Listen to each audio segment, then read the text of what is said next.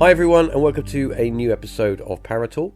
This week I am joined by Rhian and James of Staffordshire Paranormal Investigations. We're going to talk a little bit about what they get up to. We're going to talk about their YouTube channel and some of the evidence that they've captured. Are you there, guys? We are indeed. Hi guys. How's you enjoying the weather? Yeah, the weather's nice. We went on investigation yesterday. Slightly windy though. But we persevered, so yeah, we're enjoying it. Yeah, a bit of contamination from the wind, but it was nice to get back to an outdoor location again after the heavy winter. Yeah, I think the sun, it changes your kind of attitude as well. When you got a bit of sun and you got some nice warm weather and you can get out and do your thing, it kind of changes the mindset rather than the cold and the rain. It's, it can only be a plus, can't it? Yeah, 100%. So my first question is Staffordshire Paranormal. How did it come about, and kind of what was the motivation to create a YouTube channel and actually go out and start investigating and seeing what you could find?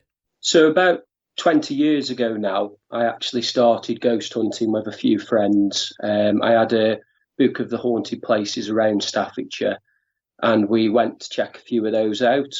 Now, back then, it was the days before camera phones, technology was very limited. So it was all about personal experiences then. We went to do that for about a year, and then people started going off to university and kind of interest changed. I kept the interest in the paranormal, but more just watching what was on TV at that point. And then a couple of years ago, me and Rhian started to watch some of the more commercial ghost hunting programs on TV. We got an interest back for it. We found actually that a lot of amateur groups were doing it on YouTube. And I said to Rhian one day, I know these places locally. Do you fancy going out and, checking them out, see what we kind of capture and experience while we were there? So we went on a few local ones. We didn't have a camera or anything back then, so it was all about personal experiences. It was quite frightening, wasn't it, the first few times? Petrifying. Because literally every sort of little tap or knock, you just wanted to run away. Yeah, it was quite scary at first. And then we invested in some basic equipment and did our first investigation that we filmed at Morton Corbett Castle, which is a place close to us. Captured some interesting things, and then just got the bug from there really, and thought, why don't we post it on YouTube? Why don't we put what we've captured out there? You've got quite a lot of videos, and you seem to be doing it quite regular. Do you find that difficult where you're looking for locations or places that have paranormal activity or alleged paranormal activity? Do you find it difficult to think, well, we need to book ahead, or do you just sort of, is it the spur of the moment thinking, oh, this place is haunted, let's go investigate and see what we can capture? I think we've built up a portfolio really of different places that we want to investigate. And some of the places, Rhian's the person in charge of booking places, and we look at costs involved there. But with places like Morton Corbett and a place that we went to last night, as long as we can gain access to it, so you check the times when you can access it, and some places just, accessible 24 hours, which is brilliant, as long as you kind of respect, your noise levels and things, if there's housing close by and stuff like that. So we kind of go by the weather, and then we pre-book places in advance as well. So it's a mixture of the two, really. Yeah, we sort of have a list of places to do, like spur of the moment if the weather's nice. Yeah. And we also have a list of places where obviously you need to book and you need to pay to go and stuff like that. So we've got a two list. Is there a kind of process involved where you kind of categorize, you find your locations, you say these are possibles, they have known evidence or they have known paranormal activity? Do you put together a kind of a step forward to say, well, we're going to do this one, then we're going to do this one because this could lead to this, or is it, as I said before, is it just as you just explained, that something comes up, it's an opportunity and you go for it? I think I find most of the places through ghost hunting books with documented kind of hauntings there. And then from that, I'll do further research online, like I said, to see about when you can access it and things like that. And then it's good if, like, we've got perhaps one place in one area and then the other place is quite close by, we can sometimes try and do maybe 2 in one night, especially if the stories are linked. So it might be that this ghost or spirit got married in one particular venue and then actually lived in another close by. It's good to kind of tie the 2 in together there. But I find that most of the time we tend to just research and then go with what we can from that. I think we put booked venues ahead of places that you can just go anytime. Because obviously with booked venues, you've obviously got to search for availability, work around them. So we put them first, and then we sort of fit in the ones that you can do any day around them. Do you find that as time goes on with YouTube, the whole paranormal thing is having a resurgence? More people are getting high quality cameras and they're going out and doing their own investigations. Do you find it's getting more and more difficult to find locations and venues that still are reasonably off the radar? And is it a question of you need to get there first to do an investigation, because you know that as soon as you publish it or your video goes live of your investigation, everyone else is going to want to go there? Did you find it's getting more difficult to do that? I think it definitely is. I see a lot of other groups going to similar places now. The lucky thing for us is I think we do approach it quite differently in terms of we don't kind of, watch YouTube and think, oh, that place looks good, that team's done that. We do get all our places from ghost hunting books with, reported, documented hauntings there. And we do try our best as well to kind of link that in with the online side of things. Yeah, definitely. I think it's also good to be a bit different with locations, because obviously you engage with the viewers more if you're doing an investigation that only a few people have, whereas if you do like a really popular location, sometimes it can go against you. We're finding as well that the cost to actually gain access to places is becoming really high in those popular places. So you really want to go out and do those places that have, become the most haunted house or the most haunted pub in Britain. But the costs involved are getting astronomical, really, at some of them. I was going to ask that question. When it comes to doing places that have, a fee to investigate, are you finding that those fees are slowly on the rise? Definitely. Yeah. We've been lucky because we've been using kind of a paranormal group event. So because there's quite a few people all going to one place at one time, the cost is brought down. The downside to that is you do get some contamination from the other guests that are there. Yeah. But because we've built up a good relationship with this group, we are able to go off and do our own thing and have kind of areas of a haunted building locked down to ourselves.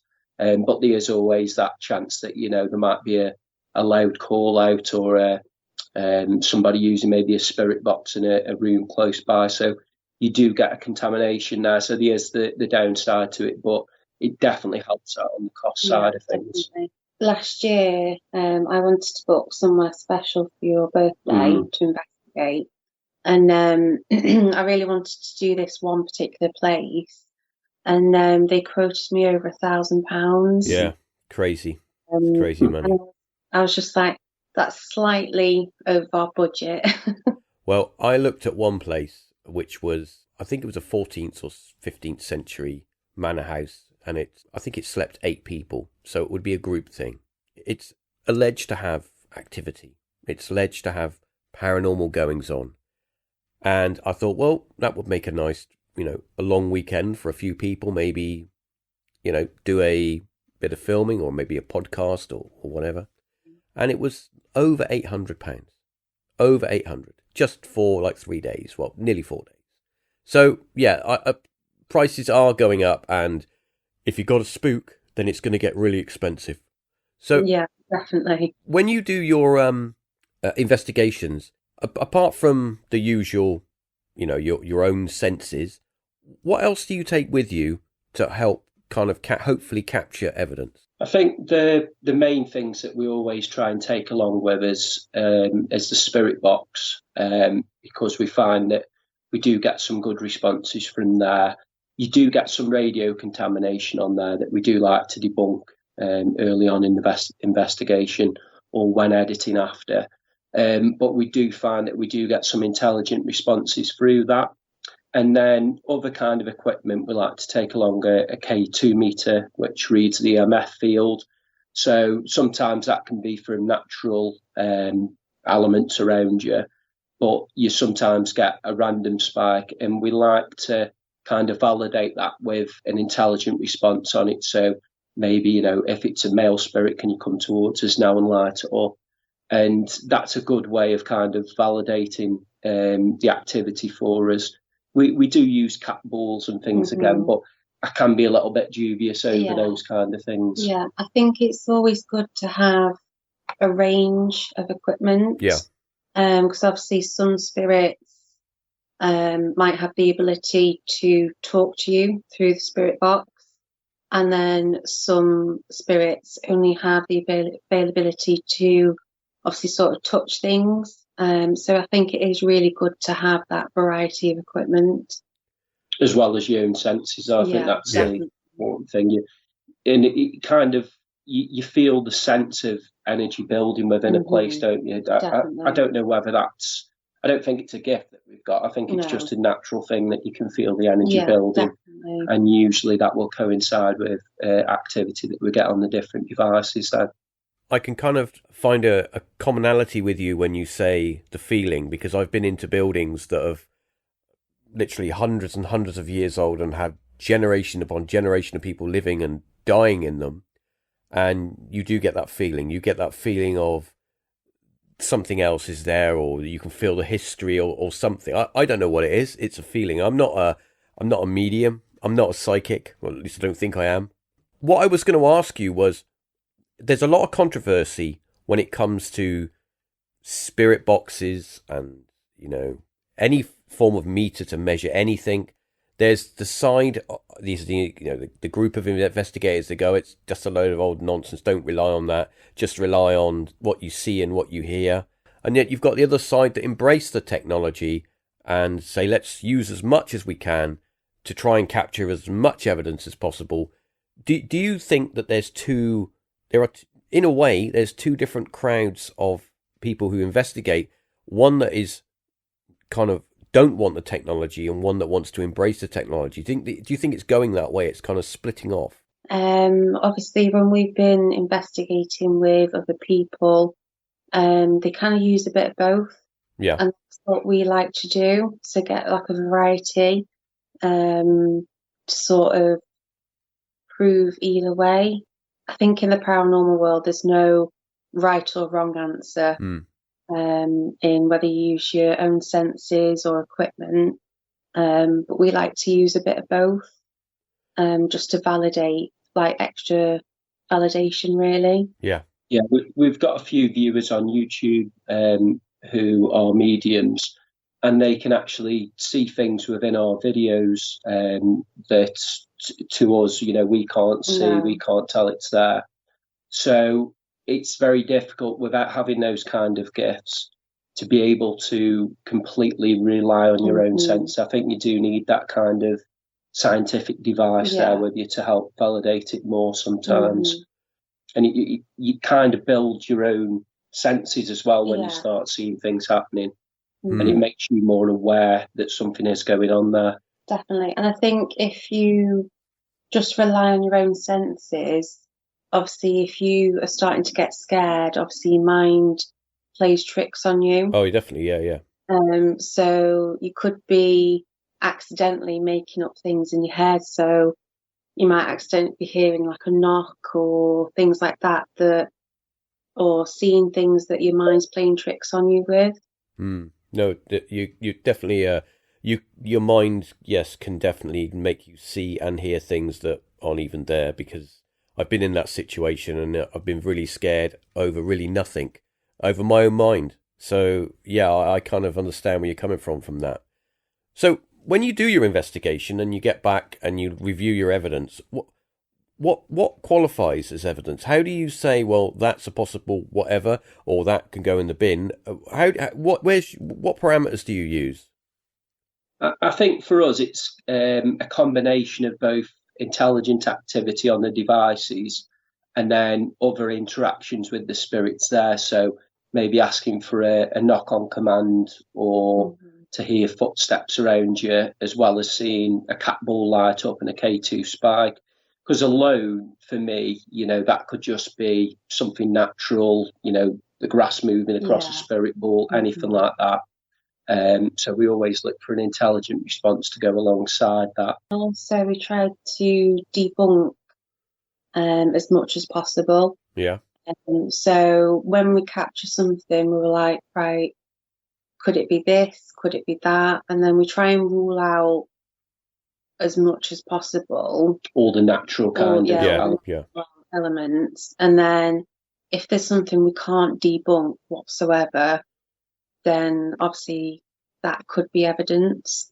That's what we like to include then. Yeah. What's the kind of key motivation for you both? What made you sort of say, let's go out and let's see what we experience? What was the thing that got you out of your chair and got you into a place that apparently has got ghosts? What motivates you to do it? It was just reading the stories and hearing other people's accounts of what's happened, and just wanting to experience that for ourselves, really, at those places. Yeah.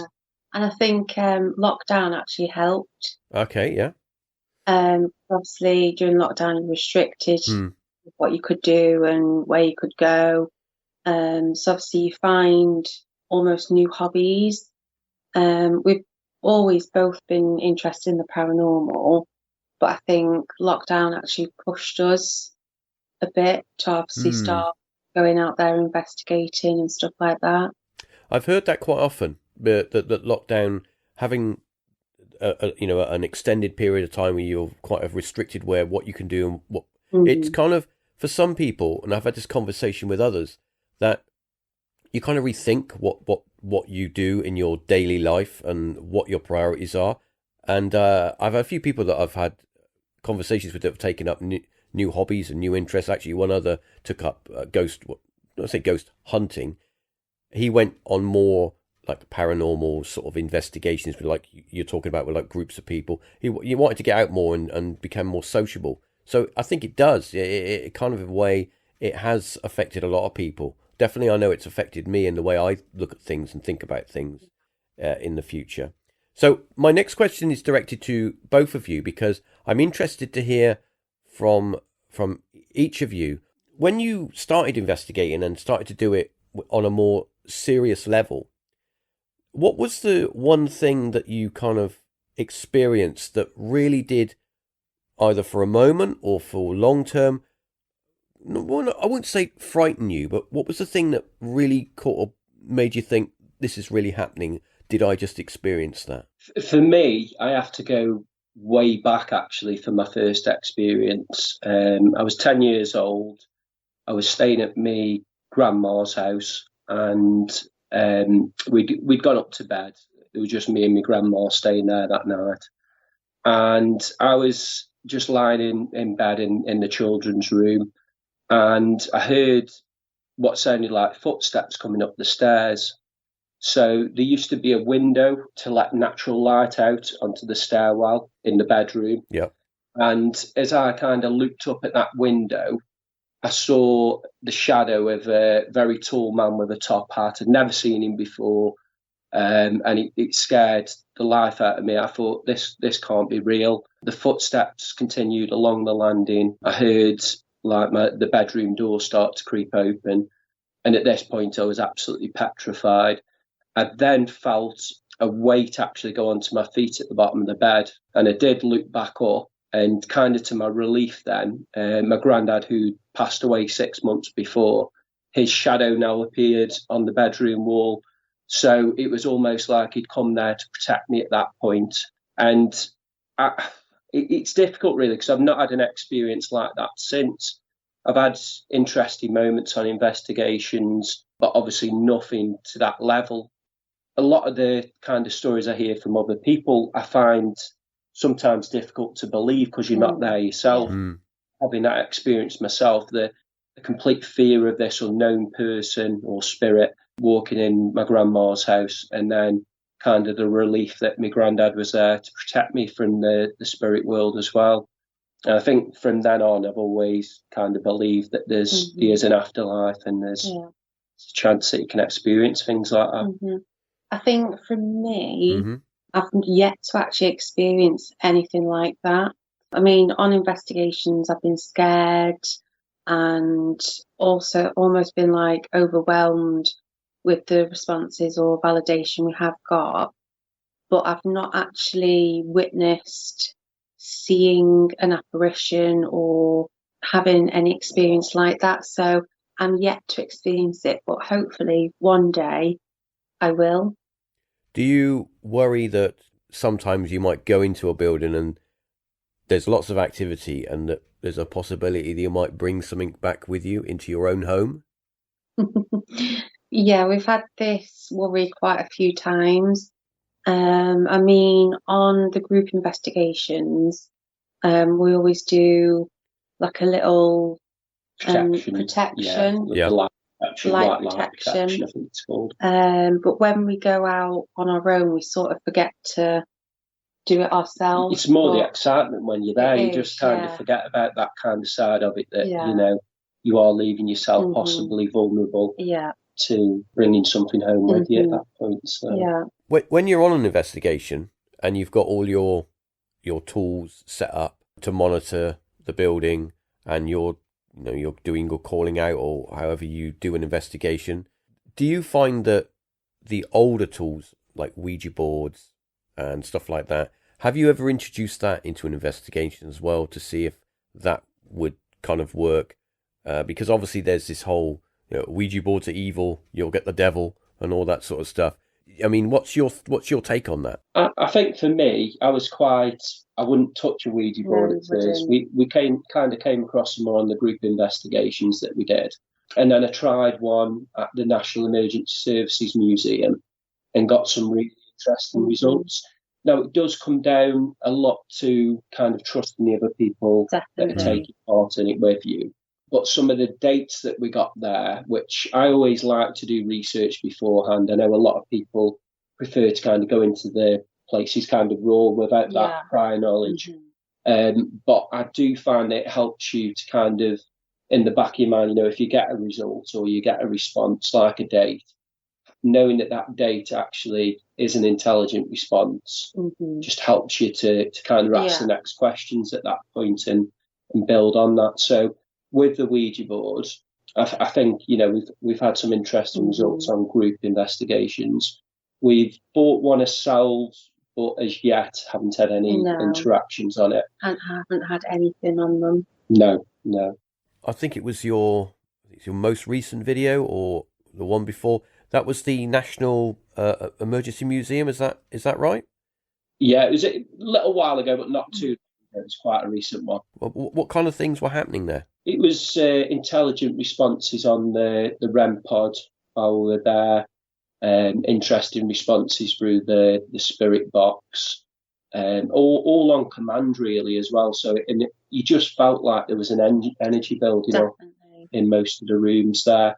And it wasn't just kind of isolated to one part of the building. There was a lot of vehicles in there. We were sat in the back of like an army medics van, almost like an ambulance, really. And you kind of got the feeling like some of the patients and maybe doctors were just sat in there with you. It was a real unique experience for us. That was. Definitely. It was really good.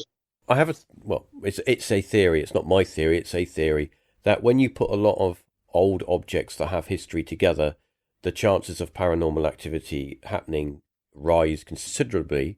Maybe in some way, all of that equipment there has helped as a catalyst, because there is theories out there that paranormal activity will only happen if the person that's viewing it has the right mindset, is in the right, position or whatever to make that paranormal activity happen or to help it to happen.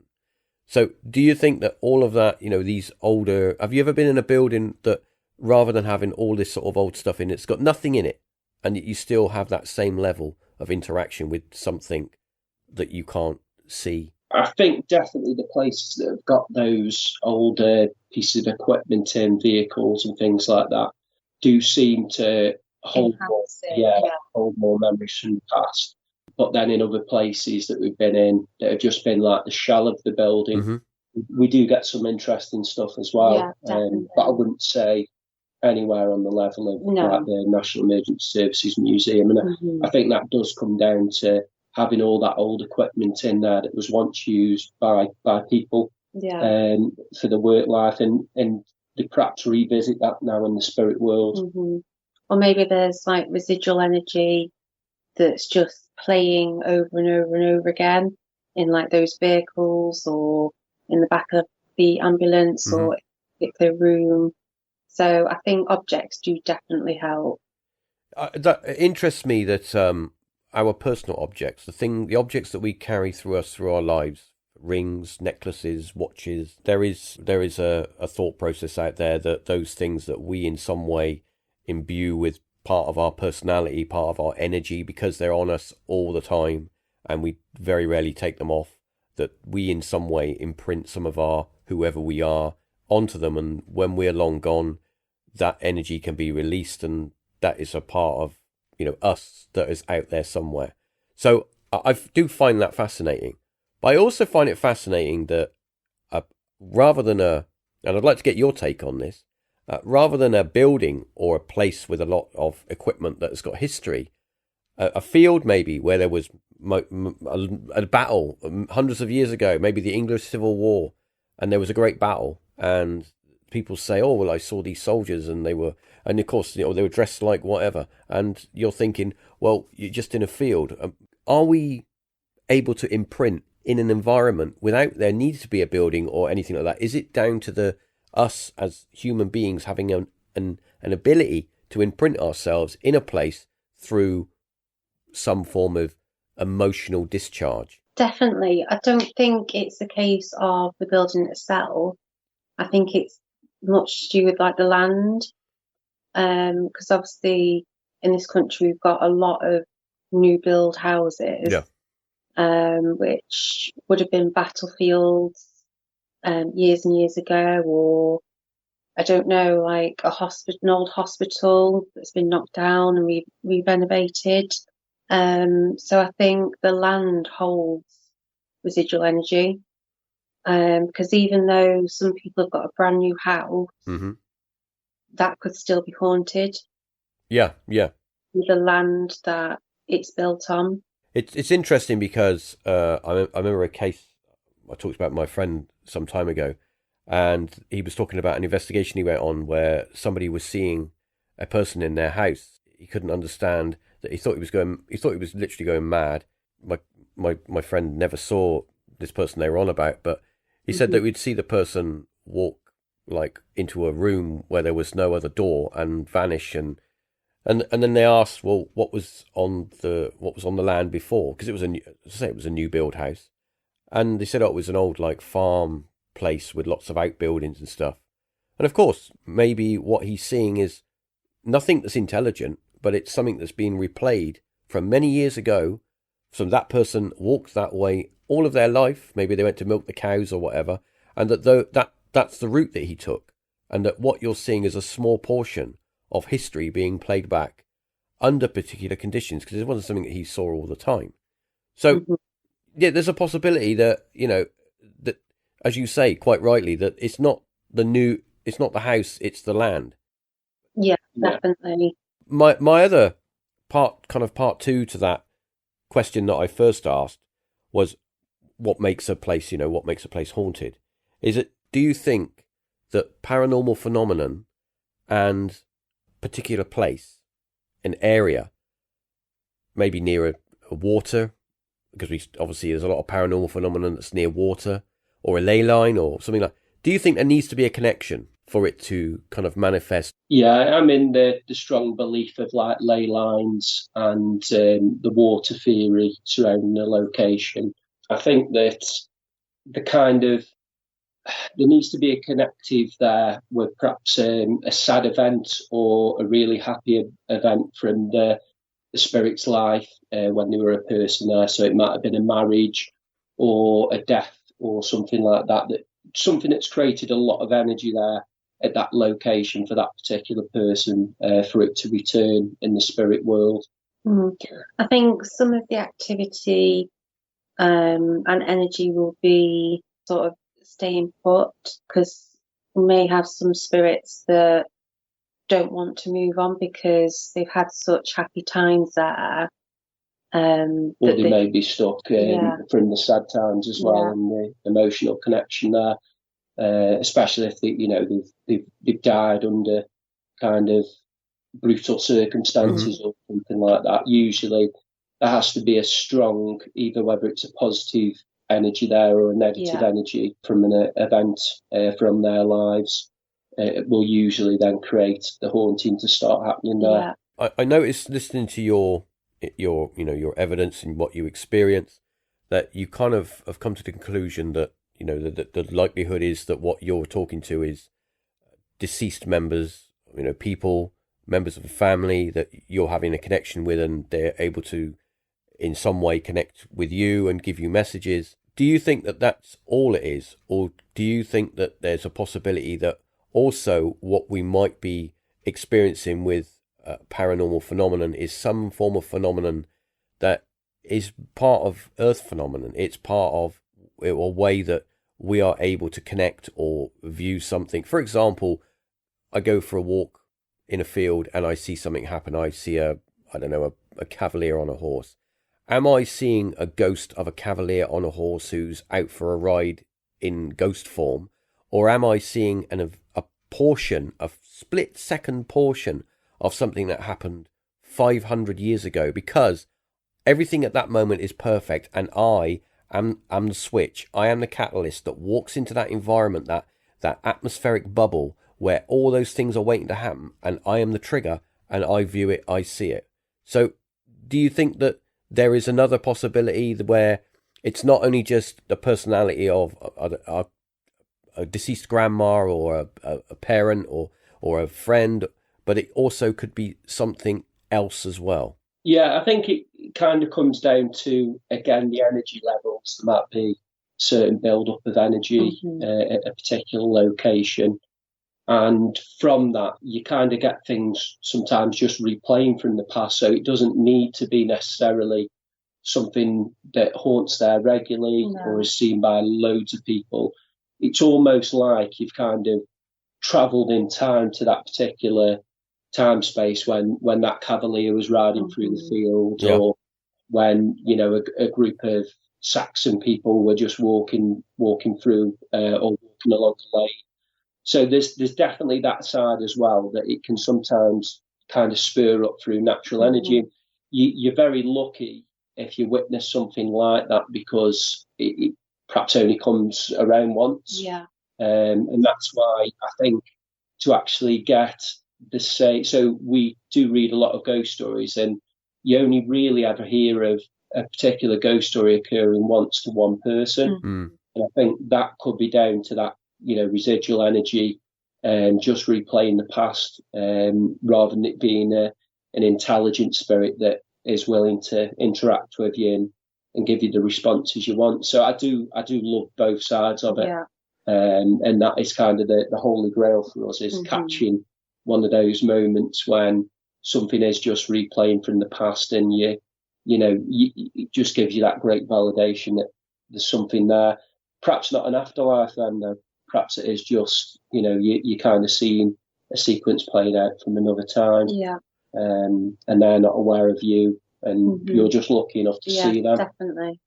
I was going to ask regarding an afterlife and passing on to something.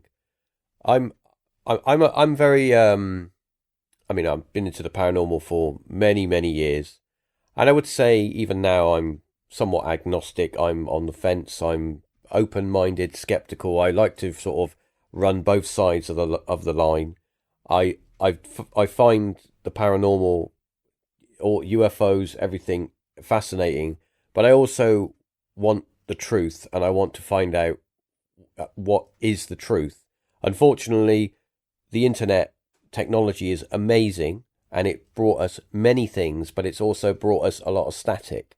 There's a lot of people that are saying a lot of things that are kind of being put out there as definites, that this is this and this is that, and I will tell you about this. And I don't think they do have the answers. I think that the answers are within you and within everyone, but it's for each individual to come to their own conclusion of what a particular thing might be.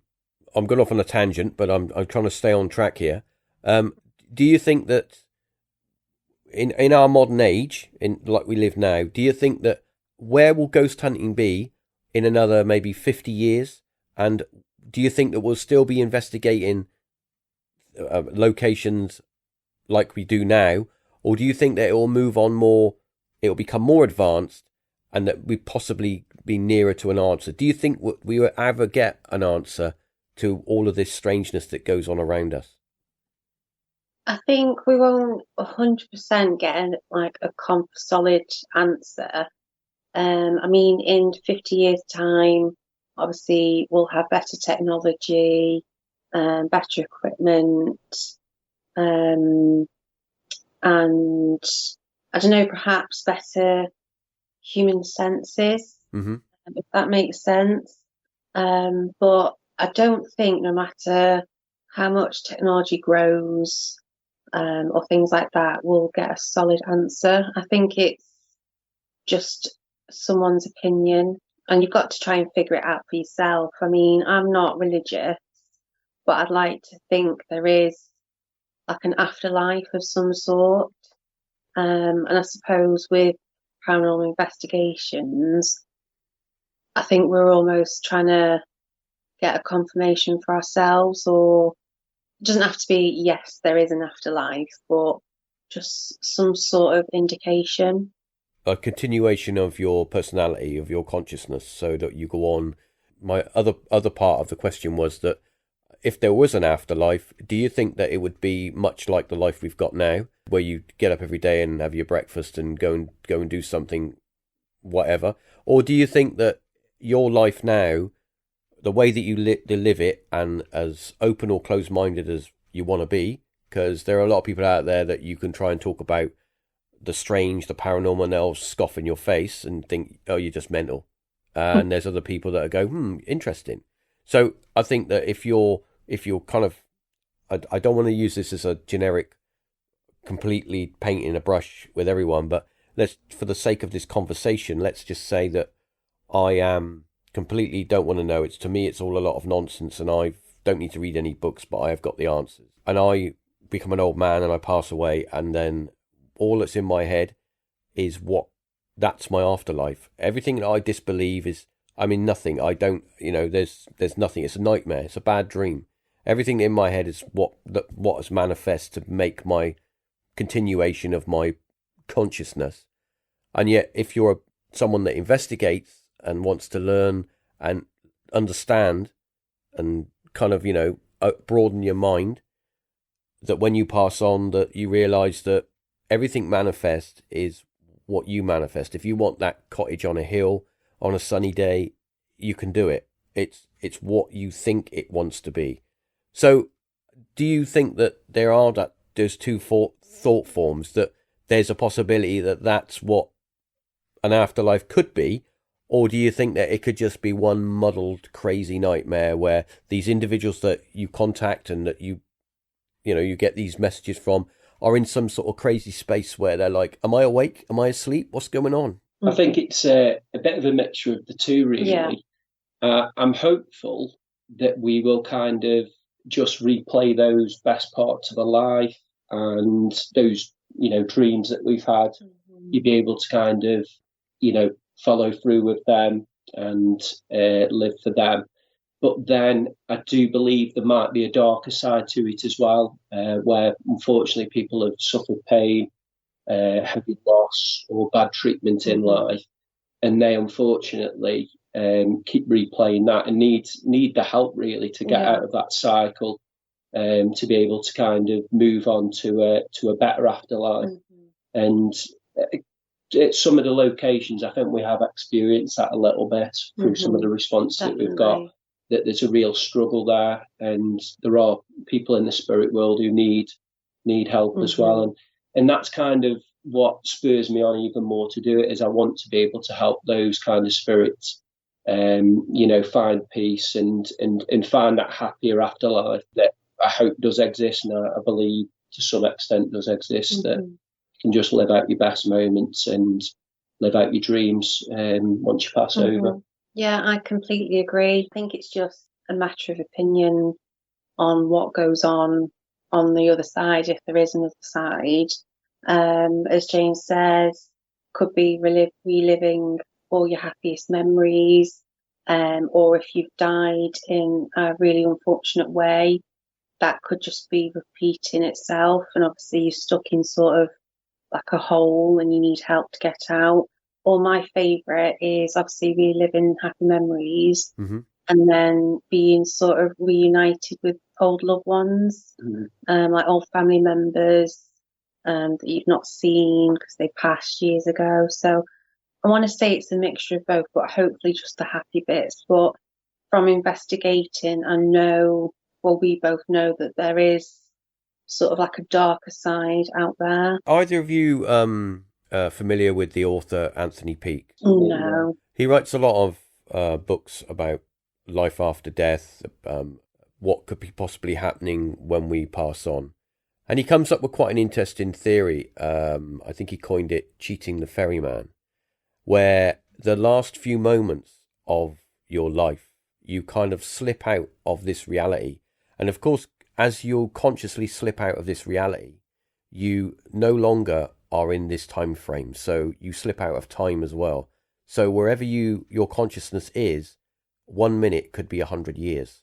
And that within those few last seconds of your earthly life or your life here, you relive a whole life again through those few moments.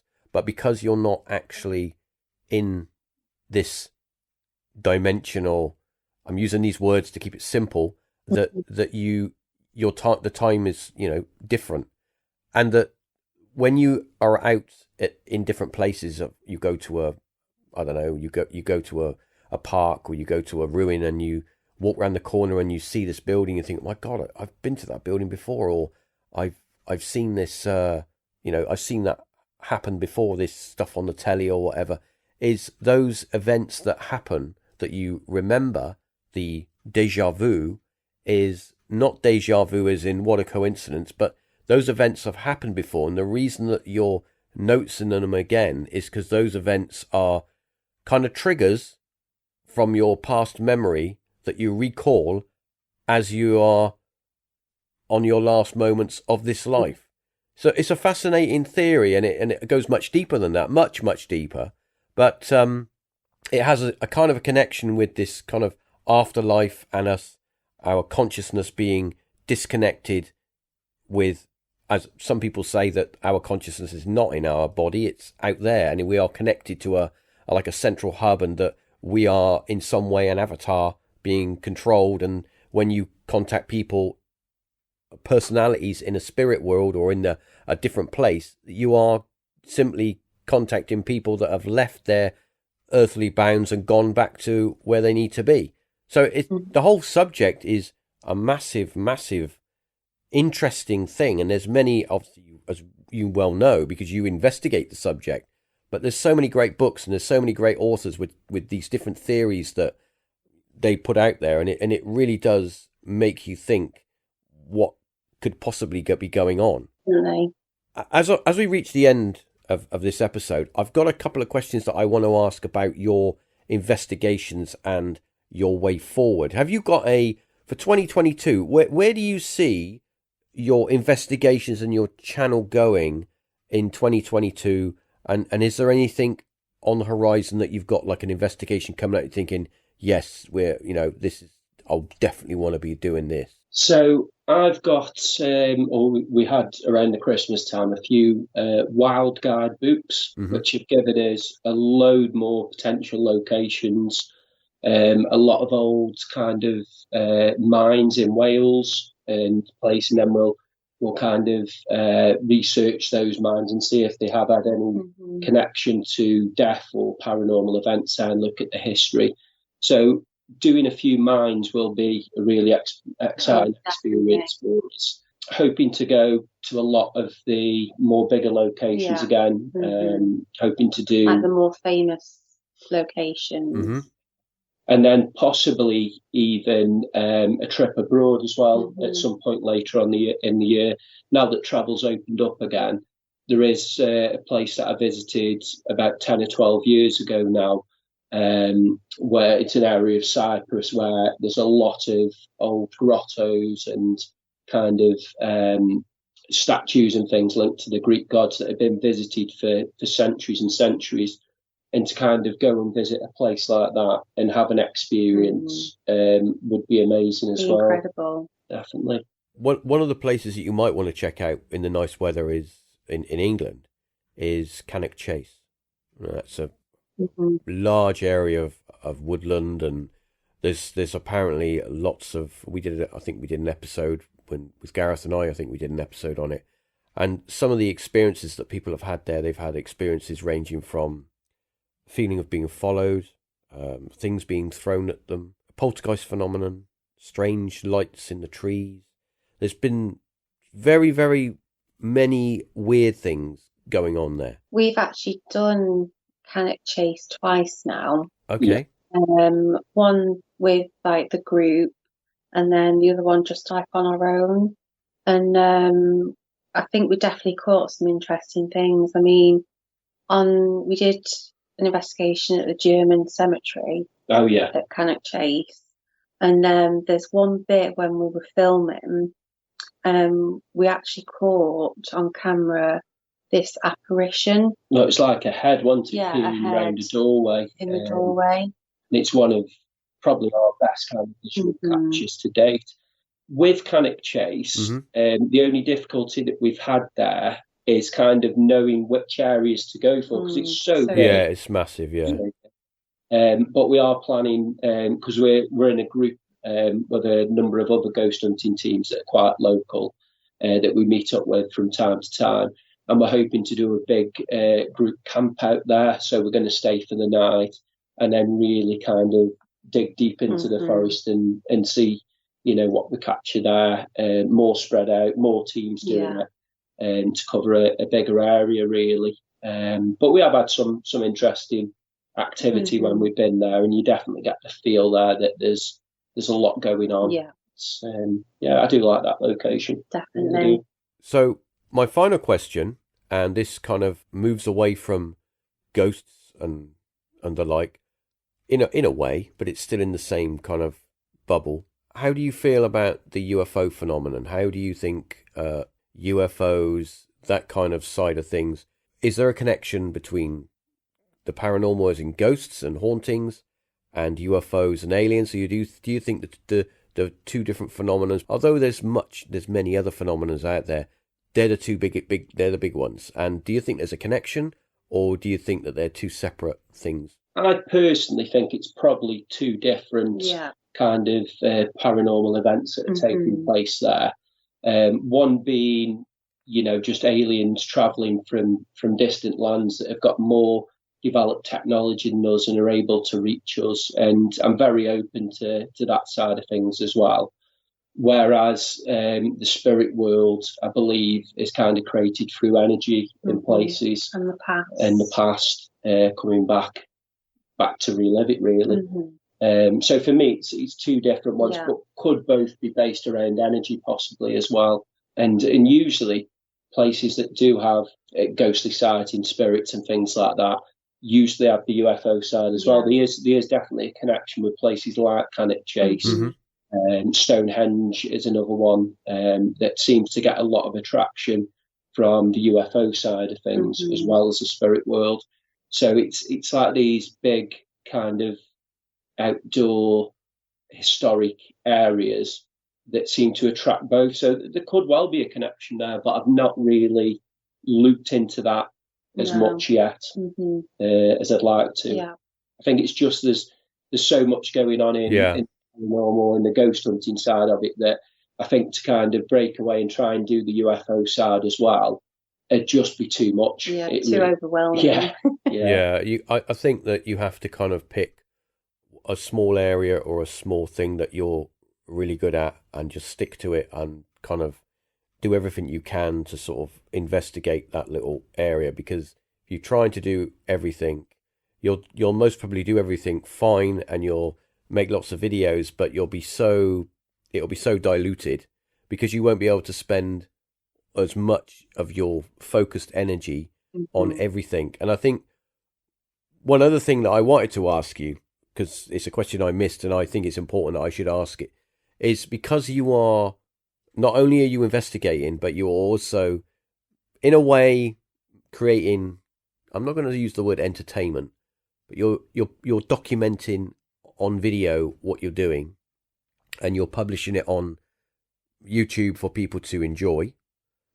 Do you feel that there is you have to be clear that you aren't creating, well, in a way it's entertainment, but it's not entertainment.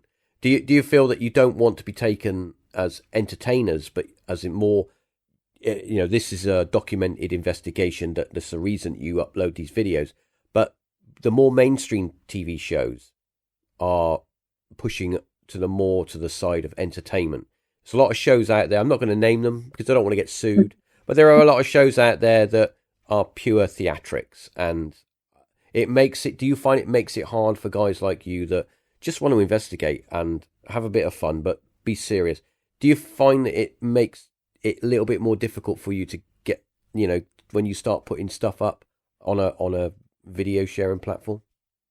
Definitely, 100% agree, because obviously on these mainstream shows, obviously it is for entertainment purposes, so they do sort of fake stuff or enhance they've caught, whereas we're not trying to be entertainers. We just want to see it black and white, and bring 100% truth to it. And I think there is this pressure on YouTubers to always come up with exciting, scary videos, especially when you get bigger as a YouTube channel. There is always that pressure to obviously retain your followers and viewers. Yeah. I think the important thing is to engage, realise that you've got an audience there. I mean, it's very difficult sometimes when something makes you jump to, I don't like swearing on our channel at all. Yeah, so true, yeah. Sometimes, it almost can't be helped when you're kind of in shock or amazed by something. But yeah, I find it's important to engage with the audience, but then the main reason that we're out there is we are doing it for ourselves. We're there to get our own experiences and just be real while we're there, really. Definitely. And I love the history side to it as well. So that's kind of what our channel's based around, is the history of the location, the reported paranormal events that have happened there. And then after that, the third part is us showing what our experience of that place was. And that's our way forward, really. Definitely. And also, just quickly on investigations, I think you've got to remain yourself as well. Obviously, you are trying to do a serious thing, but then also if you are yourself and you have a laugh whilst doing it, that can drum up energy. Definitely. And obviously, you've got to enjoy it for yourself as well. You can't just think, oh, will the viewer like this? Will the viewer like that? Because if your heart's not in it, then that will come across as well. I think that any investigation, if you're with a group of people that are not really into it and like, I don't want to be here, I'd rather be at home watching telly, I don't think anything's going to happen. Or if anything does happen, it's going to be mediocre. But I think if you're with a bunch of people that are really into it and excited, not crazy, but excited, and they want to go for it, and they want to. I think that you generate that energy that whatever might be out there can use to manifest whatever it manifests. So it's a positive thing. It's all about creating a positive bubble, and if you can create a positive bubble without running around like you're mental in the dark, because I don't understand that. I don't understand why you got to turn the lights out and run around. I don't know. But maybe that's the thing. So yeah. Anyway, guys. So fantastic. Thank you very much for coming on this episode. What I'd like to do is give it a few months and get you guys back, because you're going to have done loads more episodes then and investigations, and I'm sure you'd have some new evidence to talk about. Interesting theories, and I would advise anyone to check out Staffordshire Paranormal. All the links to wherever you need to go is going to be on my main website, paratalkpodcast.com. So you can go there and get the links to check out these guys, because they are awesome. And also, if you can give the episode a review, if you're able to, that would be fantastic as well. So thanks again, guys. Thank you, Reece. as well, inviting us along. You're quite welcome. It's, as I say, it's been great having you on, and it's been a really interesting conversation. I'm sure you'll be back again. So thanks again, and thanks to everyone out there for listening. I'll see you soon. Bye. Thank you.